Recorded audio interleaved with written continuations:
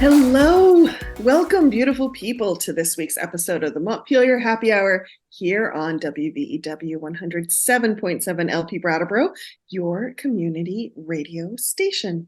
I'm your host, Olga Peters, and this is the show where we talk about how everything in Montpelier shakes out for the rest of us. I want to welcome to the show regular contributor Emily Kornheiser, one of three reps from Brattleboro. Hey there, pretty lady. Hi, Olga. Nice to see you. Good to see you too. I know it feels we've been so just busy enough that we haven't really seen much of each other. So it's good to put a face with a voice. So if you've been following us lately, you know that we have been hearing from some of our political ancestors, and we have come to our final reading this week, which is our political ancestor, Governor Philip H. Hoff, which I bet most of you didn't know. The H stands for Henderson. Sure didn't, Olga. Thanks so much for that. See? Didn't you need to know that? I did. So Philip Hoff is known as the first governor elected in Vermont since 1853. That was when we elected our first Democratic governor in this state. He's, for us Southern folks, he is a bit of a local boy. He was born in Greenfield, Massachusetts in 1924, died in April 2018. So we're really getting into our lived memory and lived experience now, Emily. As far as, so many of those governors, they've been way back when, and now we're getting into real time here. He served from January 1963 to January 1969. Before he was elected governor, he served in the U.S. Navy submarine service from 43 to 46. In 1964, he established the Governor's Commission on the Status of Women, which we now know as the Commission on Women, or the Women's Commission, sometimes it's called. He was very active in leadership roles in the National Governors Conference, as well as the New England Governors Conference. He failed to win his 1970 campaign for U.S. Senate, but he did go on and chair the Vermont Democratic Party. And I believe he also served in the state Senate after that. Just as a little side note, I want to break away before we hear from Philip Hoff, and I'll tell you which speech we chose. But I would just want to break away for a minute because, this is why I love doing this show, Emily, because we're always trying to look at the stories we tell about ourselves in Vermont. And I had always heard that Philip Hoff was the first Democratic governor, that there hadn't been one before him. And I'm sure the Democratic Party in 1960s versus 1850s was different. Well, in the 1850s, it was the party that upheld slavery and protected slavery. Well, you'll be interested to know great that the first Democratic governor in Vermont, his name was John S. Robinson, Bennington boy. And he served just a year, 1853 to 1854. He was actually part of something I hadn't heard of before called the Free Soil Movement, which was against the expansion of slavery into the West. And he was actually elected. The reason he was elected was all the candidates that year had not received a majority of the votes. And the active abolitionists in the state government gave him their votes. And that's why he, in the state legislature, had to decide who would be governor. And they voted for Robinson. So the abolitionists put their vote behind him. That's very cursory information, but I found that kind of an interesting turn of events for our first Democratic governor in Vermont. The Free Soilers' historic slogan called for free soil, free speech, free labor, and free men, attracting small farmers, debtors, village merchants, and household and mill workers. That is pretty much Vermont at that time. Mm-hmm. Very interesting. Yes. So that was our first. And always sentence, Olga, who resented the prospect of Black labor competition, whether slave or free, in the territories. There you go. So it was actually anti-slave. Like, the world is a complex place, especially if you finish the sentence. Mm-hmm. There are so many different reasons again, like this is why the stories behind things are so important. There's so many different reasons that people can pursue the same end. Yes. And I think one of the most important things about actually getting stuff done in politics is sometimes accepting that people can have different reasons to want the same thing and sometimes collaborate across massively terrible ideological lines. So this is very interesting. So basically they didn't want slavery in the new territories because they wanted to protect it for white labor. I'm so glad you found that sentence, because when I was just trying to glean some information on the free soil movement, because I hadn't heard of it before, I quickly grabbed a few sources and grabbed what I could. But in the time I had, I didn't find that last piece of information. But I knew something was off just because of how the description of how he was elected, like that the abolitionists weren't supporting him to begin with, but then they changed their mind. So I knew something was like a little more complicated than it was appearing on paper. So thank you so much for doing some Googling while I was flapping my gums here. Really appreciate it. Absolutely. So back to Philip Hoff. So he served from 1963 to 1969.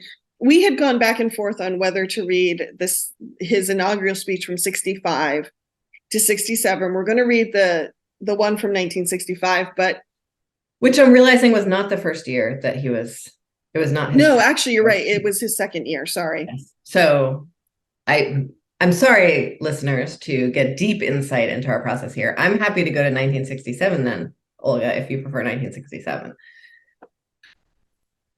Well, here's the difference between the two.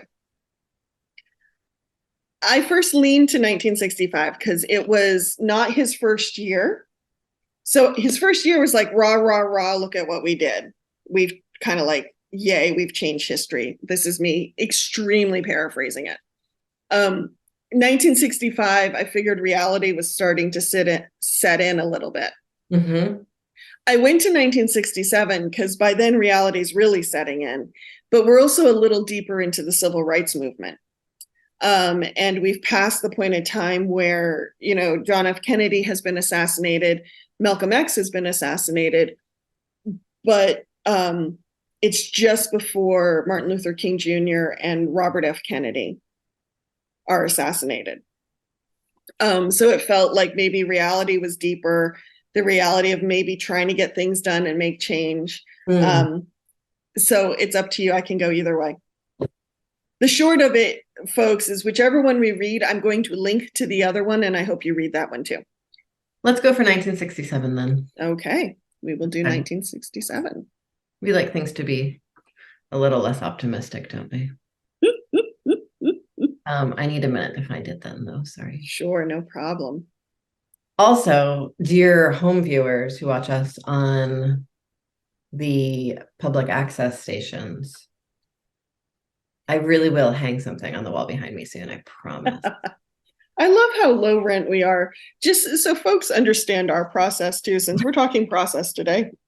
Emily and I are busy. And so we designed this podcast so we could do it on the fly if we needed to.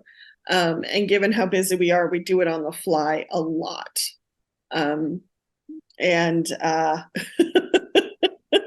This is what you get. So thank you, listeners, for knowing that we are not perfect. We don't have perfect audio. We don't have perfect scripts.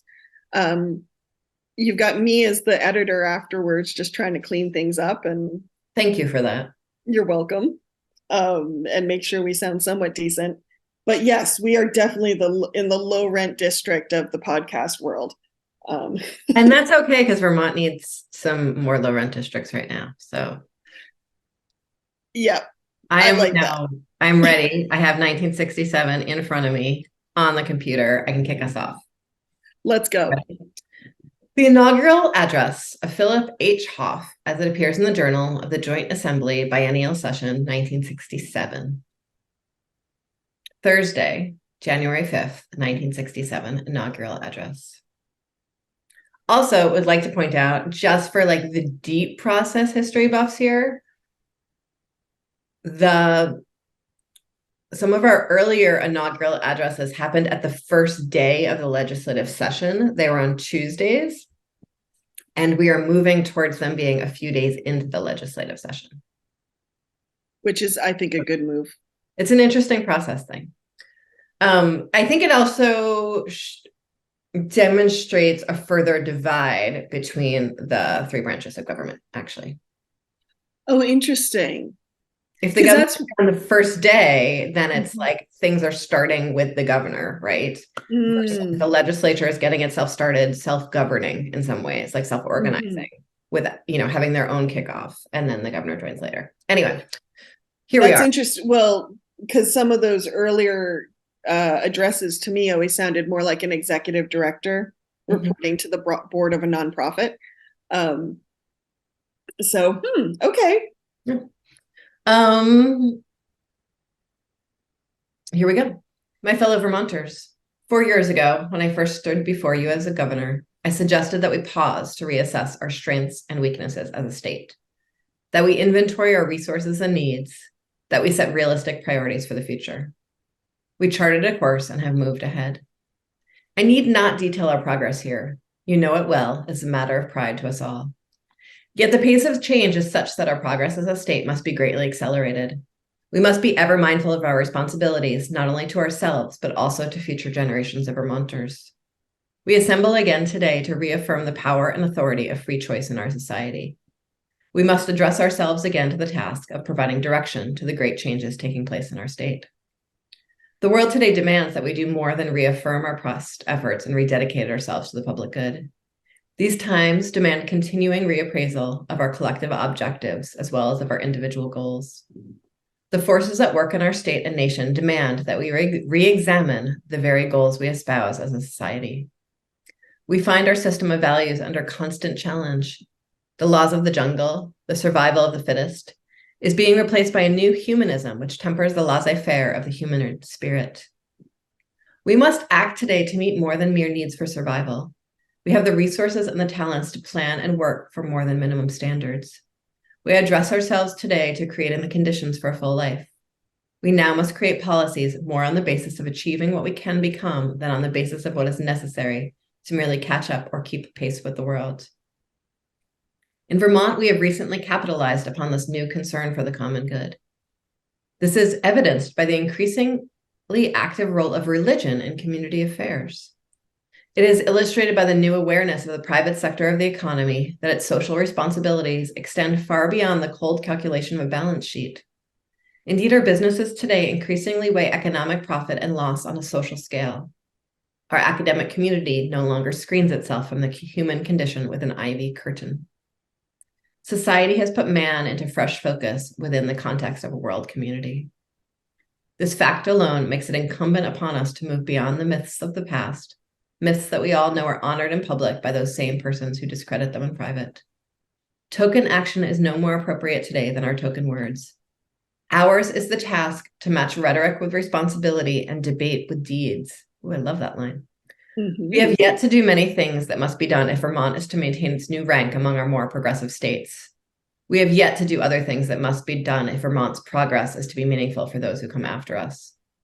Ours is a small state with tremendous and as yet relatively untapped and unspoiled natural resources.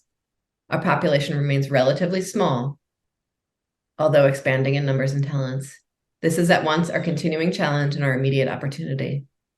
The challenge will always be with us, but time is running out on our opportunity to blend present resources into future possibilities for an ideal society. The voters of Vermont have demonstrated their desire to fill in the details of the dream of a better life, a life where every man is provided the means to realize fully his potential and to exploit fully his leisure time. Vermont has historically been a byway, politically as well as geographically. This is no longer true, and despite our respect for the past, we cannot act as though it is still true. Each day, we are more and more threatened by the ever-sprawling cities and suburbs to the north and south of us. Our lakes, rivers, and streams are increasingly objects of new exploitation. Just as Vermont was once a corridor for the French and Indians, for the early pioneers seeking a new freedom and living space, Vermont today is a corridor, but less for the movement of people than for new population, new commerce, and new industry. Full recognition of the pressures of this population surge must be incorporated in our attack on the problems of Vermont today and for the future. Ours is the task of meeting today's needs with the vision and foresight required to guide future development at the same time. To do this realistically, we must break with those social and political vestiges of the past that no longer serve the realities of the present and the known potential of the future. The progress of the past several years has given us a new base from which to view the future, but progress is relative, and today's vision of our advance has added new dimensions to tomorrow's needs. We have talked for years about the absolute necessity for updating our state constitution. It has been found to be in conflict with the supreme law of the land. Yet, efforts to convene a constitutional convention to unshackle us from the long outmoded and ignored covenants failed because a few persons of faint heart but staunch purpose desired time to procrastinate. I have to read this line again because I love it so much. The long outmoded and ignored covenants failed because a few persons of faint heart but staunch purpose desired time to procrastinate. Our actions must be considered and deliberated, but we can no longer afford to cloak delay in the guise of deliberation.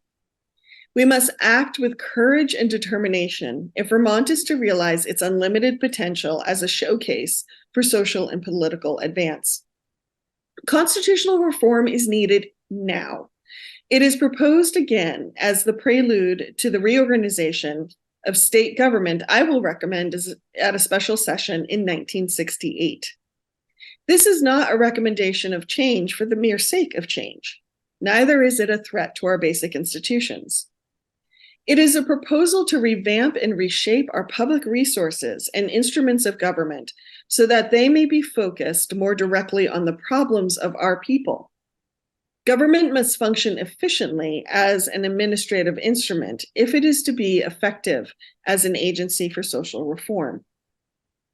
We have demonstrated in many areas, particularly in the realm of natural resources, that the traditional organization of state executive agencies is inadequate.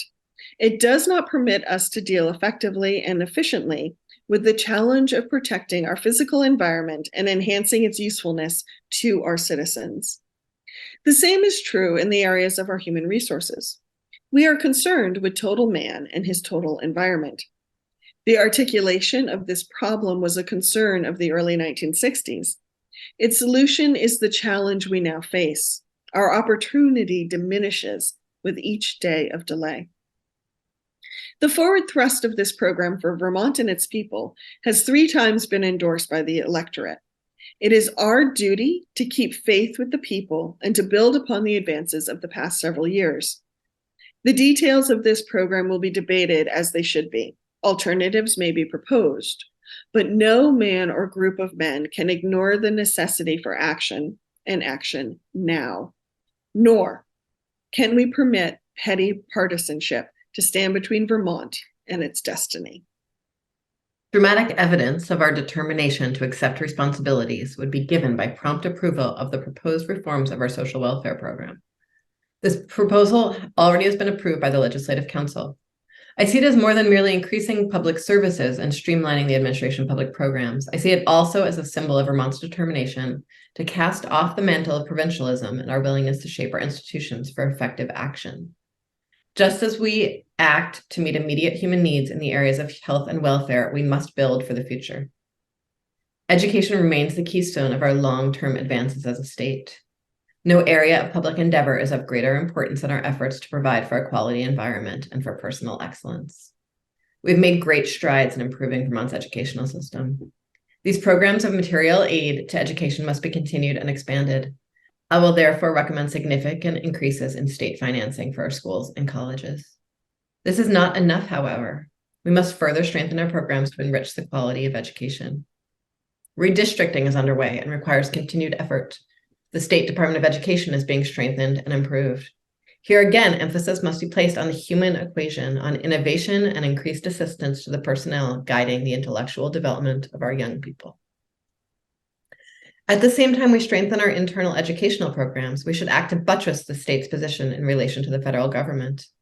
I can think of no more effective way of protecting the state's control over education priorities than full legislative participation in the Education Compact.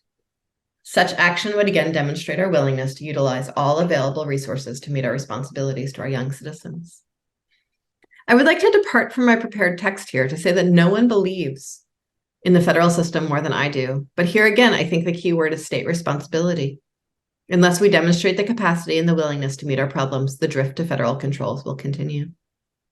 The same theme of conserving our resources and providing for their maximum benefit to our people is reflected in our continued effort to protect and enhance Vermont's great wealth of natural resources. Legislation will be introduced to implement recommendations that reflect 2 years of study and planning in this area. Corridors of scenic beauty along our highways and also among our streams demand public protection. Land use must be controlled if we are to prove our true concern for the beauties of Vermont. Natural areas, parks, stream improvement and pollution control, and other elements of a greatly expanded public recreation program require legislative action and increased state support. These activities promoting orderly development of our natural resources and recreation potential are but one aspect of our complex economy. Our record-breaking economic development demands continued attention to promotion of a strong industrial base for a healthy balance. This can be encouraged through additional liberalization of loan guarantees under the Vermont Industrial Building Authority and through a program of industrial parks. Additional aid to manufacturing industry would be futile without concurrent action to increase our minimum wage schedule and to expand and bolster allied compensation and unemployment programs. We need, too, to strengthen the public's role in the maintenance of industrial peace through a Labor Relations Act. Vermont cannot afford to penalize persons for living and working in the state. We're at a stage in our economic development where we have to compete for skilled labor just as we compete for new employment opportunities. This fact is above and beyond the moral question of assuring all citizens adequate return for his or her skills and talents without discrimination on the job or in regard to housing.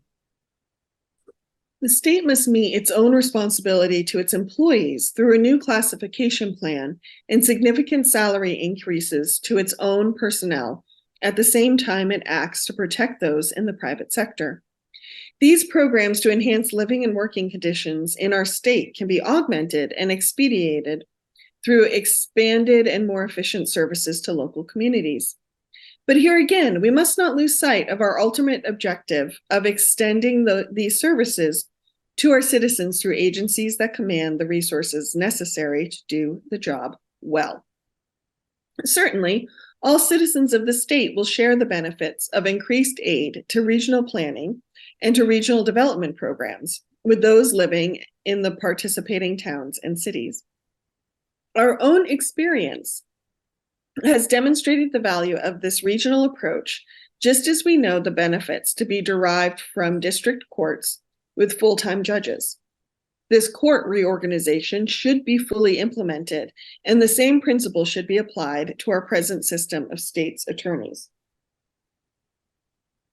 Again, the theme is action now to assure that Vermont meets its responsibilities to its citizens so that they in turn can more fully realize their individual potential for a creative and constructive life. Ours is the opportunity to build our community to unique specifications before we face the necessity of having to tear down vast areas of urban blight and decay. Ours is the opportunity to protect our wealth of rivers, mountains, forests, and lakes, rather than having to restore or replace them because of uncontrolled exploitation. Ours is the opportunity for controlled growth and planned development. Recognition of this opportunity, however, is not enough. We must meet our responsibility for constructive action. This, then, is the broad sweep of the task we face together. The lines of attack are more fully detailed in legislation proposed for your approval and in special messages I plan to present to you from time to time. Tax reform, use of general fund operating surplus are among the topics I plan to treat in detail in this manner. I am convinced that with divine guidance and by working together in our concern for the future of Vermont, we can and we will demonstrate the courage and the wisdom to utilize our resources and our talents to enrich and elevate the lives of our citizens. I am confident that together we will weave the vision of our people into the fabric of our community life. With imagination and initiative, I am certain we can raise the quality of the lives of our citizens so that Vermont is the hallmark of progress for New England and the total US. And that is the end of Philip Hoff's 1967 inaugural speech. Before we dive into our conversation, Emily, I just want to say, like you, I think the reference to constitutional reform caught my attention. So again, quick Google. There's probably so much more to be known here, but I did find something on the Vermont Historic Society's page that talks a little bit about Philip Hoff, but talks about how in the 1960s, up until the 60s, Vermont's constitution specified that each town, regardless of its population, had one representative in the House. Yes. Right. So in 1962, the US Supreme Court ruled that the one town, one vote apportionment violated the Equal Protection Clause of the 14th Amendment of the US Constitution. And in 1964, the Vermont Supreme Court came to the same decision in the case of Buckley versus Hoff. And then a year later, the legislators passed a plan for reappointment, which cut the number of House members from 246 to 150.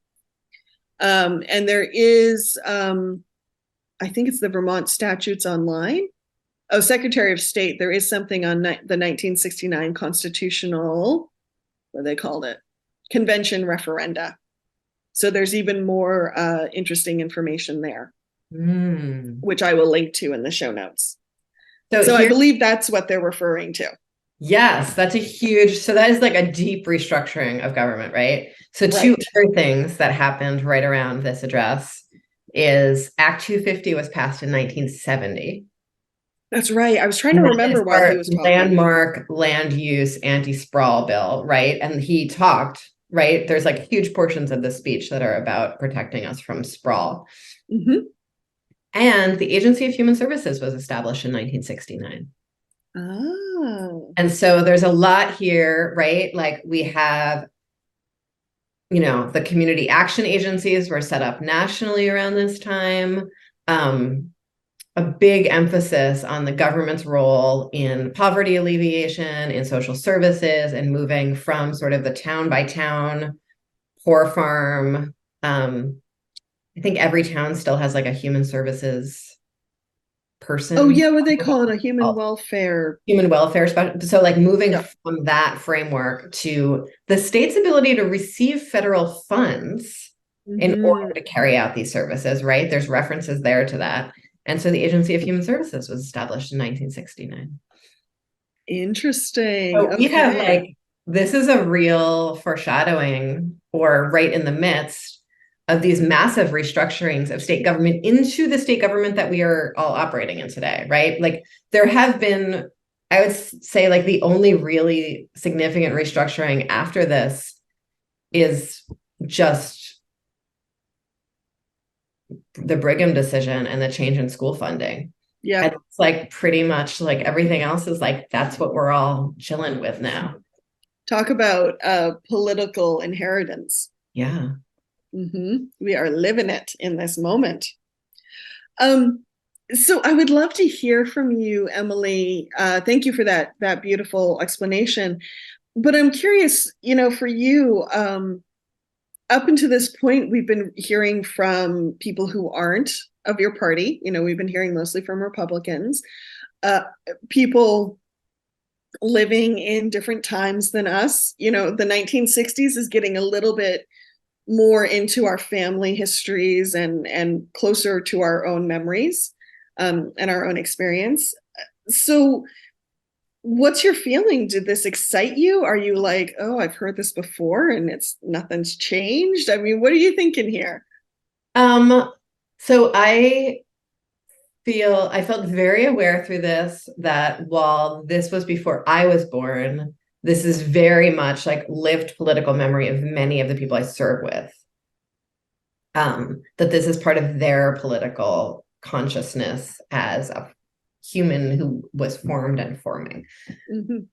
So that feels very important in terms of sort of like anchoring the experience of the folks that I am anchoring my experience with. It's like a very abstract sentence, excuse me. I liked it. I was with you. I was hanging in there. Thank you. And then also, you know, Vermont and the changes from the 60s, the migration from the 60s, the environment, like all of that is the Vermont that we're living with now. And honestly, the Vermont that we are really about to lose or move away from, right? Like the migration of the boomers into Vermont shaped the Vermont we're living with, in hugely significant ways. And actually, can I back you up a little bit, Emily? So you talk about the boomers moving to Vermont. So we had in the 60s, I think he was talking more about what we called the hippies moving to Vermont. Well, those are boomers. Which are boomers. Oh, okay. But now there's a number of boomers who are retiring to Vermont. Yeah. So, like, can we parse that out a little bit to make sure we're... I meant the hippies moving to Vermont. Okay. Who would grow up to be the boomers.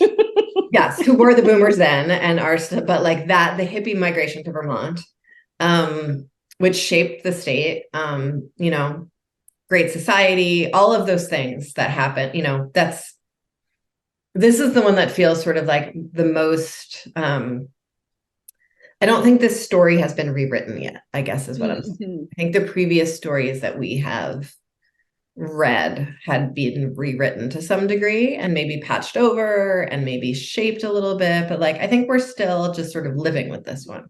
And even this, you know, we have yet to do many things that must be done if Vermont is to maintain its new rank among our more progressive states. Yes. I don't know. Yep. What stood out to me in this speech was, I think, a little bittersweet. On the one hand, I really appreciated him talking about, and one reason I kind of leaned towards this speech is, you know, he talked about moving beyond making it work, you know, from surviving to thriving, which you and I have talked on this show a lot. And, you know, raising the minimum wage and making sure that people could have their bread and their roses.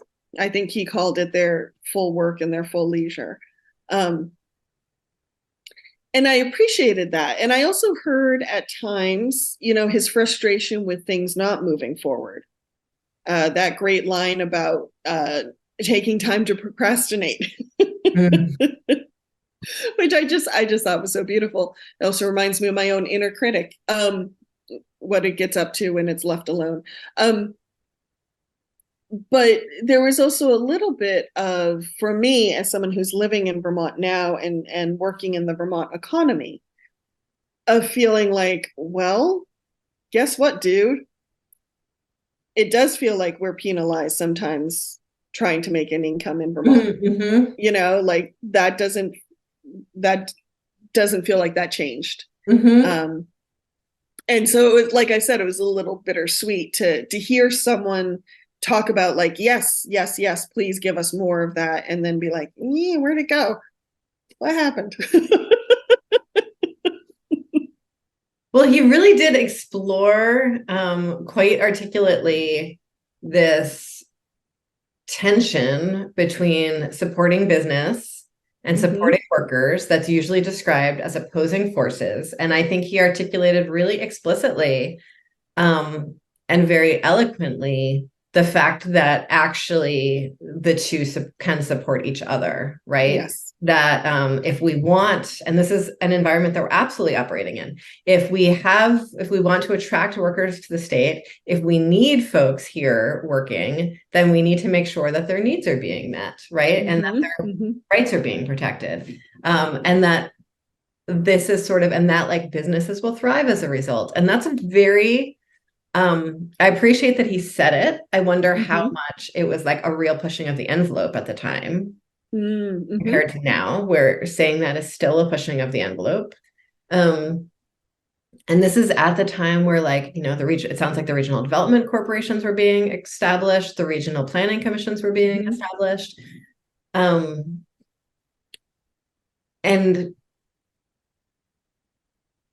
what it takes to sort of just like hold that truth through all of these years of history. Yeah.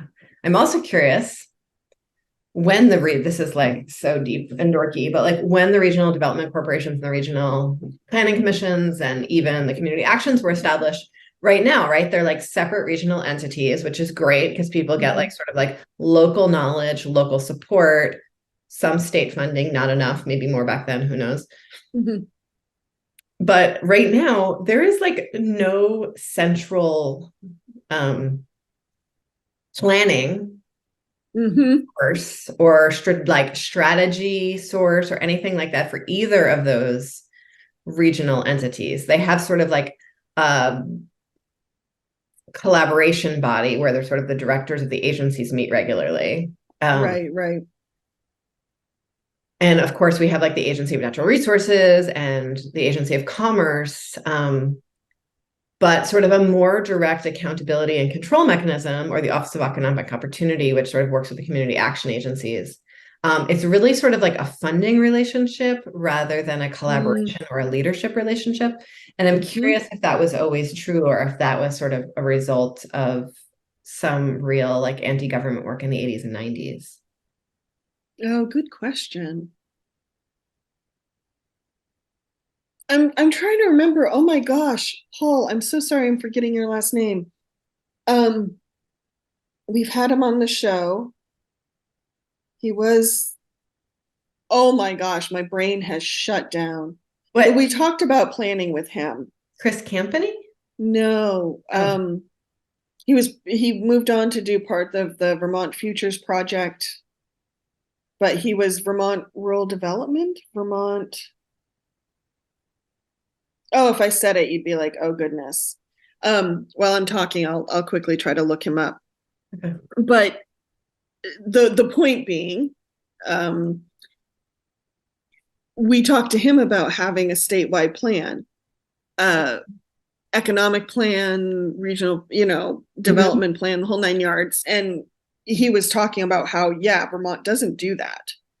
And it doesn't do what we do have from kind of the state perspective or the regional perspective really isn't adequate for do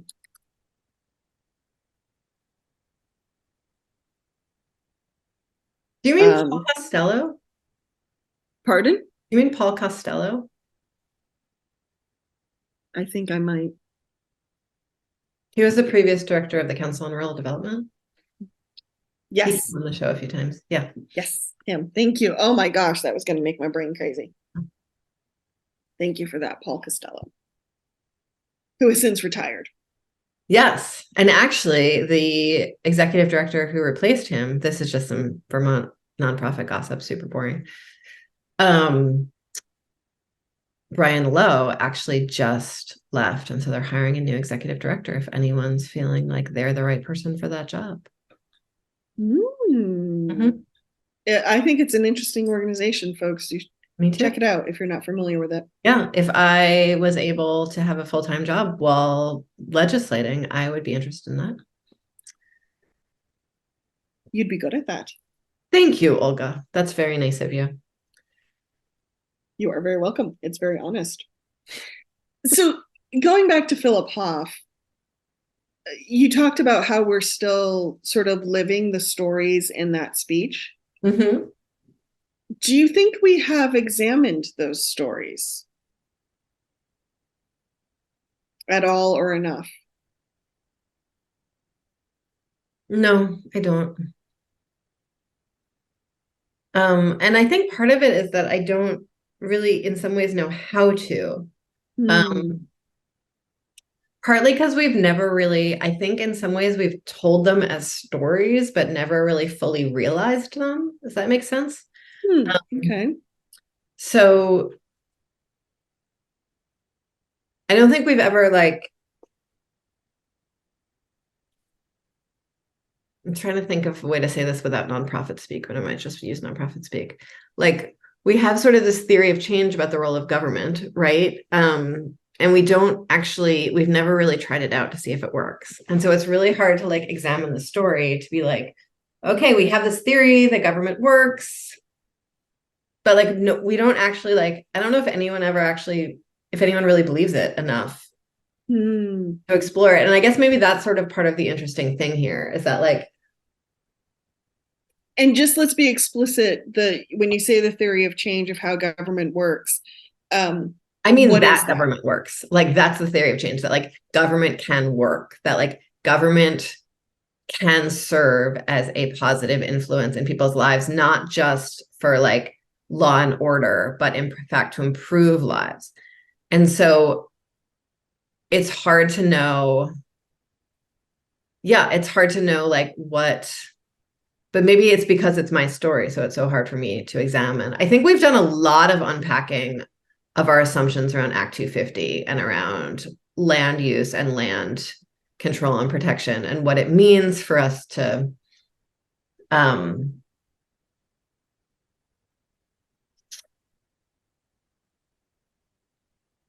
we talk about this sort of in terms of like trademark Vermont, right? Mhm. um so what it means for us to sort of fetishize Vermont's landscape or try to sell Vermont's landscape, what it means to like live and work in Vermont's landscape. We've talked, I think a lot of people have talked a lot about whether or not that's actually keeping us from having sort of the housing and communities we need or not. Mhm. I feel like that's all been like really explored and hashed out pretty significantly. I think people just still like walk around with some of their assumptions about it, but I think the sort of pros and cons and underlying story there has really been explored. Um, I, but yeah, this sort of like assumption, the bigger assumptions here about sort of what is possible with Vermont being a progressive leader or what's possible um, around, say, the creation of the Agency of Human Services and what that means, I think could use a lot more story. Mm. Um, yes.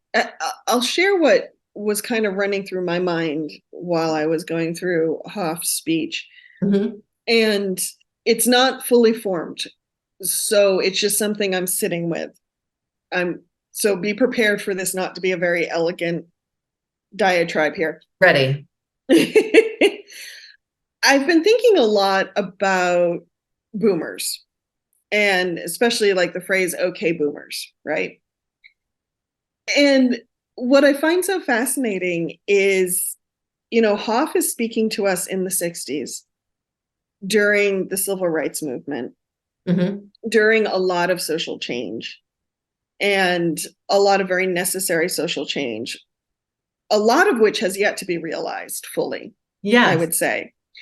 But what I find fascinating by where we are sitting now and a bunch of criticism around, say, the boomers and being out of touch and not not understanding the pressures of climate change or some of those conversations.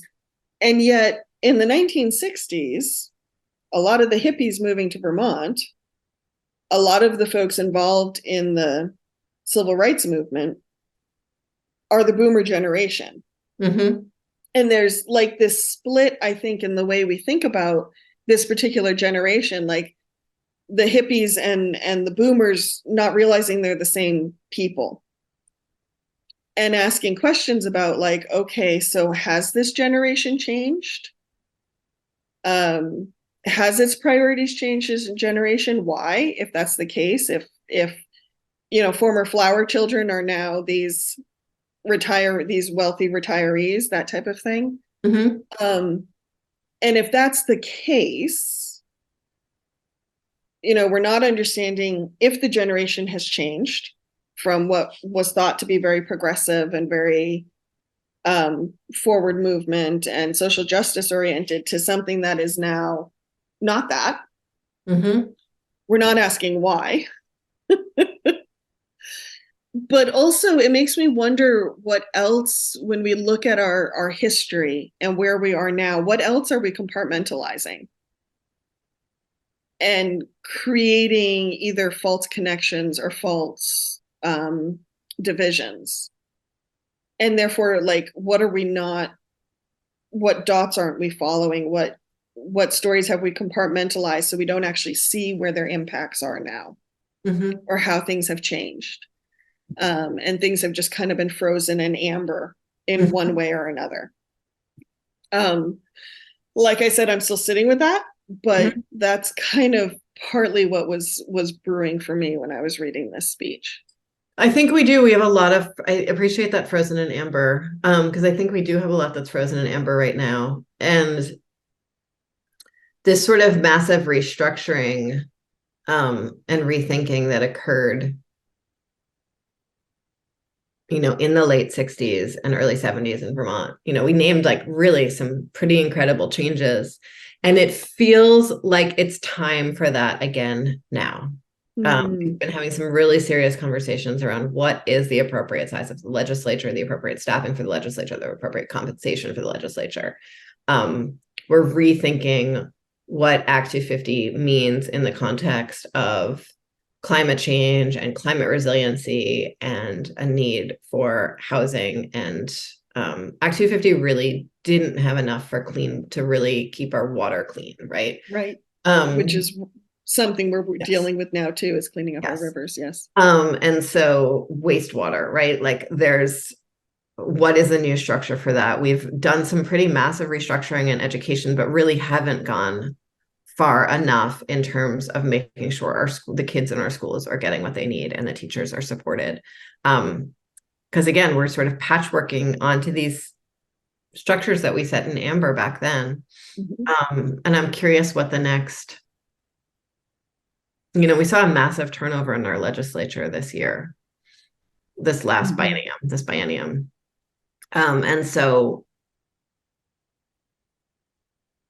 I'm curious about if that will make space, or if, institutions are resilient things. For better and for worse. Yeah. You use the word restructuring. Sometimes when we talk about change, we hear words like rebuilding or burning down and starting over. Where, when you think of the work that needs to be done, where on the spectrum is it really like we need to really rehaul everything? Is it just sections that need restructuring? Like, is it that we need to restructure how we even think about government, and then how we actually make that restructuring real? Like, oh gosh, from your view in the trenches, honey. It's like 9:00 in the morning on a Friday. So you with your big questions. So I think we need to restructure the legislature. I think, it would be possible for us to function with 75 representatives or 50 representatives, and then have more for the same financial resources, have a lot more resources available for those legislators who are still there. In the terms of like aides or staff or. Yes, or salaries, or yes,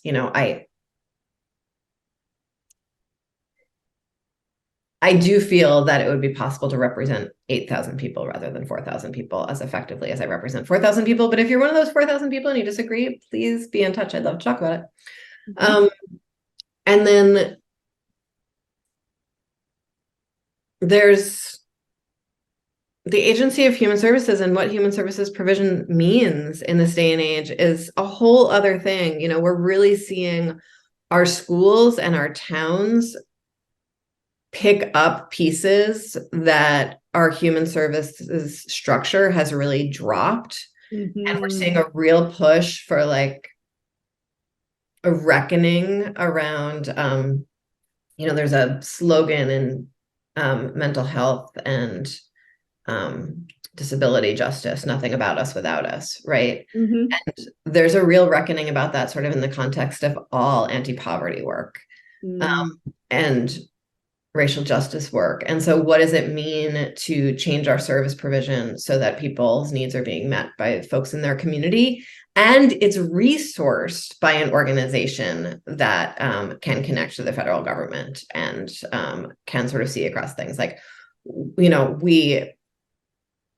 so yeah, I think I don't, if I believed in burning everything down, I don't think I would be in government.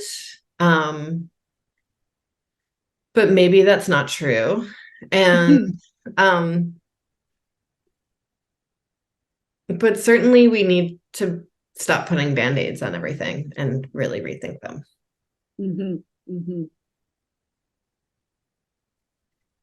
Yeah, I often feel in our processes, not just in government, but in processes in general, we are really good at coming up with the initial idea, resourcing the idea, taking action, making the idea something concrete and real. But then we never build anything into our processes to give that reality time to play out and then re-examine it Mm-hmm. and refine it. We just kind of go, and then when it starts breaking down, then we put the band-aids on rather than taking that moment to reevaluate things at regular intervals. And Yeah. I think that's something just in general as a society we don't do well. Mm-hmm. And then we're surprised when something breaks down. As as it will do, because time does that. People change, needs change, things evolve, understandings evolve. Um, Structures won't work anymore. Yeah. Just kind of inevitable. Anything you want to add before we head out for the day? No, this has been a really fun tour through history. I hope I have flashes of it when I'm sort of going through my life. And so I really do hope that listeners also enjoyed it. Because it was dense and a little dry, but I think there was a lot to learn there. And I do hope we find ourselves a historian who wants to jump into this with us. Definitely. Well, thank you, listeners. I found this a great exercise as well. It gave me some new perspective. It taught me how much I thought I knew about Vermont history and then didn't. Mm-hmm. So I thank you for that. Really appreciate that little uh, flash of insight. And it's given me a new perspective on some of the things we're experiencing now, or a more nuanced perspective. And I'm hoping to find a historian as well Mm-hmm. to walk us through some of these things. As always, now that we're heading back into, now that we have started September, oh my gosh, I can't believe it's September. And ramping up to the legislative session reopening. If there's anything folks want to talk about or topics they want covered, maybe reports going to the legislature soon that you want us to review, anything like that, please let us know. Emily and I will start looking at new conversation topics. And as always, you can drop us a line at the Montpelier Happy Hour at gmail.com. And we would love to hear from you. Emily. Yeah. Yes. So the views and opinions expressed here on the Montpelier Happy Hour are those of the host and the guests, and not the station or platform that you are listening to them on. And if folks want to talk to me about my views and opinions or their views and opinions, please be in touch, emilykornheiser.org. And as always, folks, the Montpelier Happy Hour is on WBEW 107.7 LP Brattleboro, your community radio stations, Friday at 2 and rebroadcasted 8 a.m. on Wednesday. We want to thank all the underwriters that support the radio station and make the programming possible, as well as specifically we want to thank Brattleboro Community Television, who shares this program with other access stations around the state. Big thank you to them. And hey folks, have a great weekend and we will see you soon. Take care.